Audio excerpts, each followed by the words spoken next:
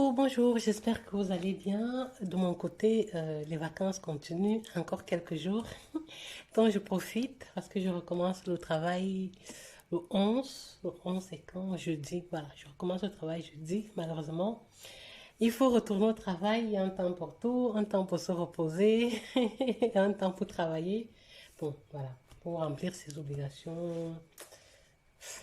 Pourquoi je parle d'obligation? Bref, j'espère que vous allez bien.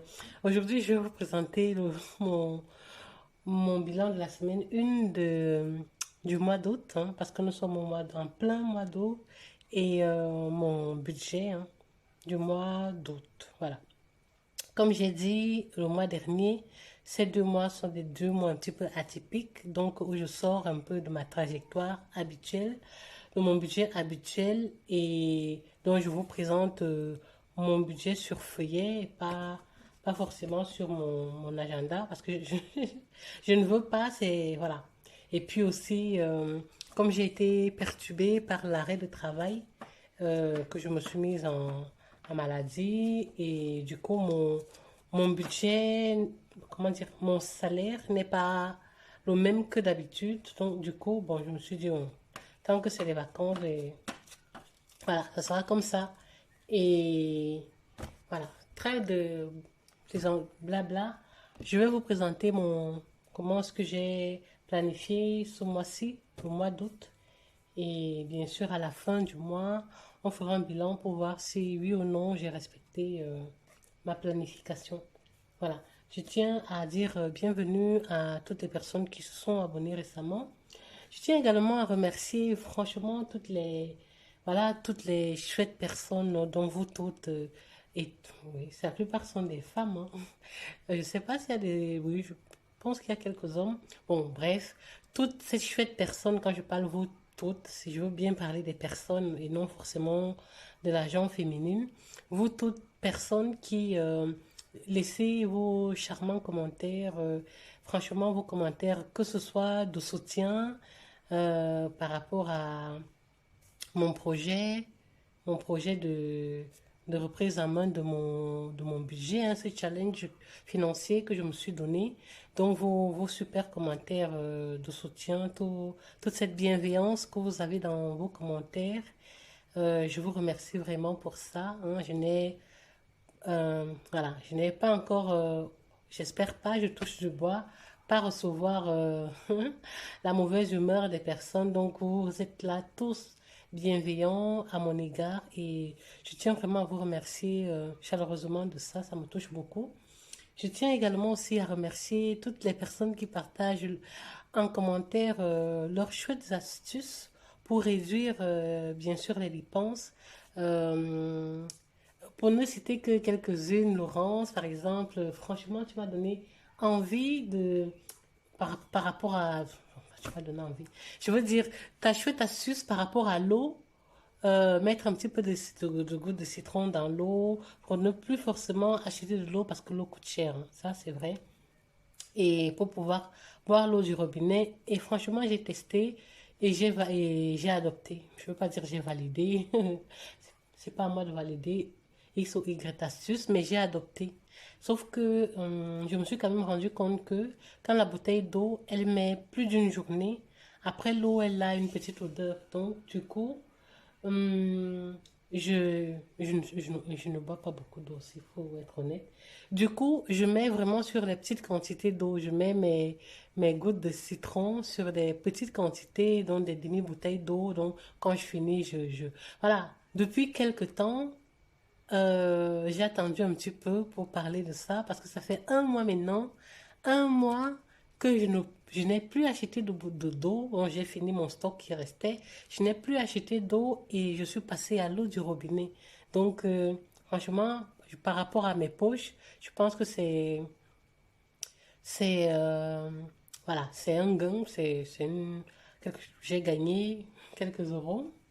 Et également, voilà, pour l'astuce je vous disais que j'avais tout le temps des problèmes avec mon lave-vaisselle, que je préférais laver mes assiettes à la main parce que j'avais le sentiment que les assiettes sortaient sales. Oui, pas de sentiment, c'était clairement ça, hein. Peu importe le nombre de tours que je mets, la chaleur, la température que je mets, ça sortait tout le temps sale. Donc, du coup, vous m'avez conseillé d'acheter les petites, comment dire, les pastilles là de Action. Et franchement, c'est moins cher pourtant. Et j'ai toujours utilisé, moi, la marque que j'achète dans les magasins. Je me dis, ah oui, c'est la marque, on fait la publicité à la télé, c'est tip top. Mais voilà, j'étais pas satisfaite, j'étais souvent frustrée de ça. Du coup, je préférais laver à la main. Et j'utilisais mon lave-vaisselle comme essoreuse. Mais j'ai testé les... Et chaque fois, j'oublie. Je dis toujours les commentaires, les astuces que vous me donnez, je les teste. Et je dis, quand je fais la vidéo, je vais commenter, je vais m'arrêter un petit peu une minute pour remercier, pour dire, pour faire un retour d'expérience. Mais j'oublie tout le temps. Aujourd'hui, je dis non, non, je commence un peu par ça. Je n'ai pas le tout listé. C'est les deux choses qui me reviennent un petit peu en tête. Mais franchement, c'est top, quoi. Je sais pas comment on appelle ça. Bon, bref, vous comprenez, hein, les petits savons, la bloc à laver pour le lave-vaisselle de Action. Et franchement, c'est efficace. Voilà. Testez et adoptez, approuvez, adoptez, tout ce que vous voulez. Donc vraiment, je remercie vous tous qui me donnez tous vos conseils, qui partagez tous les jours sur les astuces. C'est vraiment super. Bon, j'espère que ça ne m'aide pas que à moi, d'autres personnes qui passent par là, hein, en commentaire peuvent aussi tirer, c'est l'objectif, hein, c'est pour ça que c'est public, peuvent aussi tirer des infos, hein, sur certaines choses. Voilà. Donc, merci à vous tous et merci pour votre bienveillance et votre amour. Voilà, merci. Aujourd'hui, je vous présente donc mon budget, comment est-ce que j'ai planifié mon deuxième mois de vacances, mon mois extra, le mois d'août. Donc, en termes de salaire, on ne va pas dire que c'est un salaire ici, c'est une indemnité maladie que j'ai eue en prévision. Donc, j'avais déjà fait de façon prévisionnelle le mois d'août, mais j'ai mis exactement le même montant que j'ai reçu le mois dernier parce que je pensais que j'avais reçu 1625 euros. Je croyais que j'allais recevoir à peu près le même montant, mais je n'ai pas reçu ça. J'ai reçu moins que ça. J'étais surprise. J'ai appelé ma mutuelle pour dire, mais comment se fait-il que, euh, apparemment, il y a une partie ici que mon employeur m'a versé. Hein. Bon, bref. Ce mois-ci, j'ai reçu 1459,92. OK. Allocation familiale 612,15 pour les trois enfants, parce que je prends maintenant les allocations des trois enfants. En allocation de rentrée scolaire, j'ai reçu 97,02 €. Donc, ce qui me fait un total d'entrée, un total entrée de 2169,27. Et ce vintage, j'ai vendu deux chaussures de mes enfants qui étaient déjà trop petites, donc pour 31 euros. Donc, au total, j'ai 2227 € qui sont entrés en début de mois dans ce compte. Et dans ça, j'enlève les charges fixes obligatoires qui sont de 1808. Donc, quand je parle de charges fixes obligatoires, bien sûr, ça ne tient pas compte des provisions. Il n'y a pas de provision de charges ici, c'est tout ce que je dois vraiment obligatoirement payer et que je n'ai pas le choix. Donc, mon loyer, l'électricité, ma télédistribution Internet. Et dans ces charges fixes obligatoires, il y a mon épargne pension qui est, qui passe automatiquement et l'épargne de 100 euros qui passe aussi automatiquement que je fais pour mes enfants pour planifier les études universitaires, hein, les études à voilà, dans quelques années. Si jamais d'ici là, je n'arrive pas à l'autonomie financière. Voilà, mais je préfère quand même prévoir ça. Ok, donc quand j'enlève ces charges fixes obligatoires, il me reste un montant de 1192,19. À ça, mon budget alimentaire, donc j'avais augmenté mon budget alimentaire. Déjà, j'avais décidé d'augmenter avant. Mon budget alimentaire était de 60 € quand j'avais des enfants et combien 20 € ou 15 € quand j'étais seule. Mais maintenant, étant donné que j'ai des enfants tout le temps et qu'il y a l'inflation et que même les denrées alimentaires ont euh, les prix ont explosé. J'ai décidé de prendre 80 euros par semaine pour les courses alimentaires. Donc, sur 4 semaines, ça fait 320. Je sais très bien que le mois d'août, c'est un mois avec un mois qui est divisé en... je voulais dire, je sais bien que le mois d'août, c'est un mois divisé en 5 semaines. Donc, mais moi, j'ai fait le choix de, de mettre 80 euros sur 4 semaines. Et la cinquième semaine sera considérée comme semaine blanche. Donc, j'essaierai de vivre avec le reste dans ma maison. Donc, voilà, ça sera ça. Donc, 320 euros à raison de 80 euros la semaine sur 4 semaines.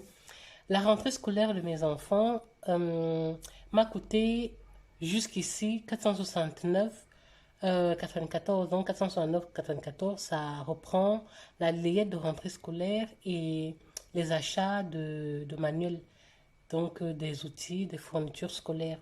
Donc, et pour la vidéo de rentrée, comment est-ce que je me suis organisée? Je vais vous faire pour les personnes intéressées, donc pour les mamans euh, qui suivent la chaîne, qui ont aussi des enfants.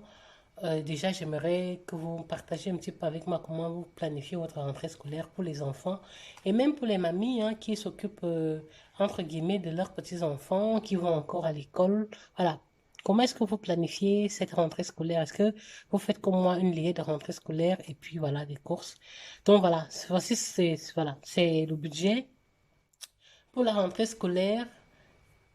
Maintenant, c'est vrai que ce n'est pas tout. J'ai encore des choses. Je me suis rendu compte que j'ai des choses à compléter pour la rentrée scolaire, notamment les enfants doivent faire des photos pour l'école et je dois changer les cartes d'identité des enfants qui sont périmées. Il a fallu que j'aille à l'hôpital avec mon dernier la semaine dernière.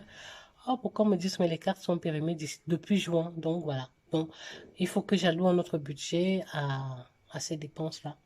Maintenant, ce mois-ci, au mois d'août, donc le 17 août, va passer mon assurance familiale. Donc, j'ai une assurance familiale incendie. Ça regroupe vraiment tout. L'assurance de la maison ici, de l'appartement, pour les biens, pour le vol et la top family, quoi. C'est 321,56. Voilà, l'inflation aussi est passée par là parce que l'année dernière, c'était 200 et des euros. Mais 280 et des euros, pas. Voilà, et ça a été augmenté également. Donc, je dois passer également mon compte. Donc, c'est 321,56. C'est annuel.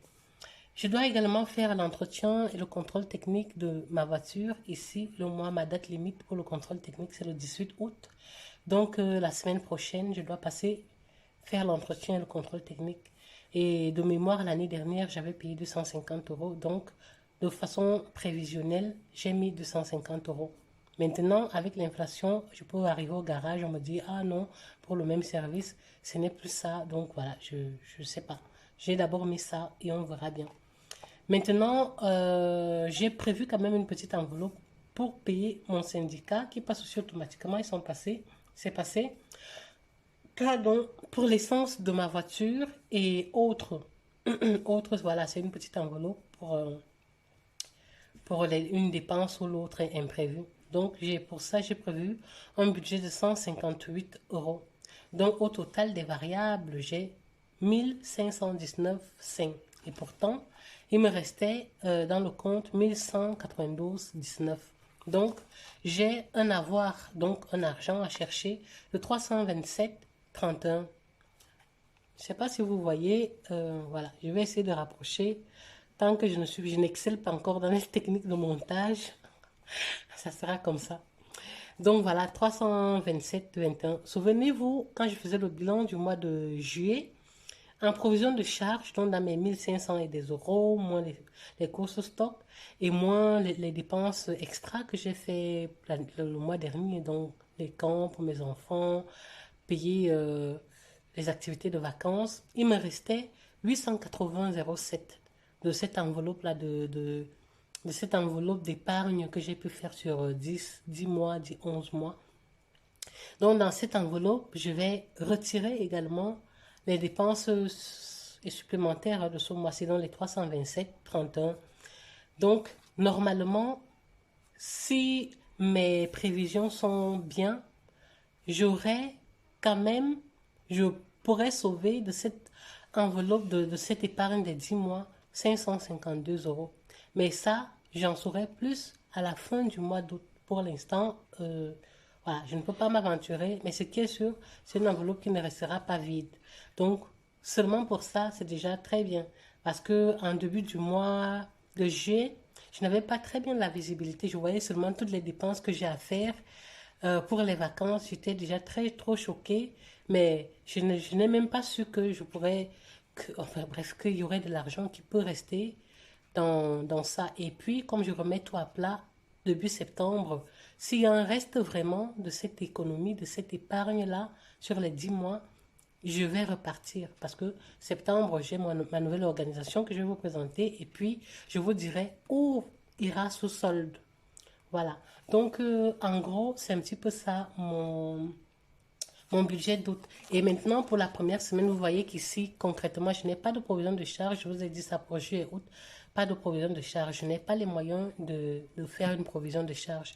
Et deuxièmement, il n'y a pas d'enveloppe ces mois-ci. Donc, juillet et août, pas d'enveloppe. J'avais dit mon enveloppe des défis 5 euros, c'était alloué aux petites dépenses à gauche, à droite. J'ai quasi épuisé ce défi des 5 euros au mois de juillet parce que je me suis beaucoup déplacée quand même avec les enfants dont j'ai vidé. Il y avait 105 euros dedans. Il n'y avait presque plus rien. Il restait un billet de 5 euros, je crois, à la fin. Et ici, c'est pour cela que j'ai quand même mis une petite enveloppe 158 euros pour le syndicat licence et autres. Parce que je sais que ici, au mois d'août, je commence le travail jeudi.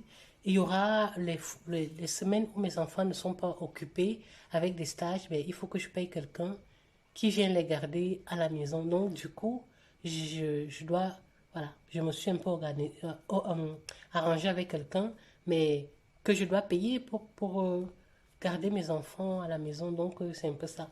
En même temps, je me disais, est-ce que je suis vraiment obligée pour l'instant de retourner au travail si c'est pour payer encore quelqu'un qui garde mes enfants? Mais bon, voilà. À un moment donné, je pense que euh, compte tenu de ce qu'on reçoit comme indemnité quand on est en maladie, ça nous oblige quelque part à retourner travailler. Donc, voilà.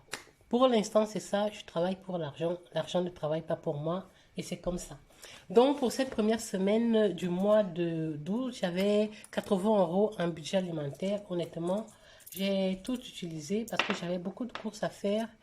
Et parce que la dernière semaine de mon mois, j'ai été quasiment une semaine blanche. C'était une semaine blanche. Donc, j'ai épargné l'argent de cette semaine blanche. Donc, j'avais des dépenses à faire en début du mois d'août. Donc, c'est tout ce qui me reste. Il me reste 1 euro et 50, 60, 70, 72 cents. Voilà. Donc, j'ai dépensé tout l'argent. Donc, j'espère que vous, les vacances, ça continue comme vous voulez. Ici, toujours le soleil, les températures toujours au top. Donc, profitons. Sur ce, on se retrouve en commentaire ou bien sûr dans la prochaine vidéo. Je vous souhaite, aujourd'hui c'est lundi, une belle semaine. Et voilà, gros bisous. Au revoir.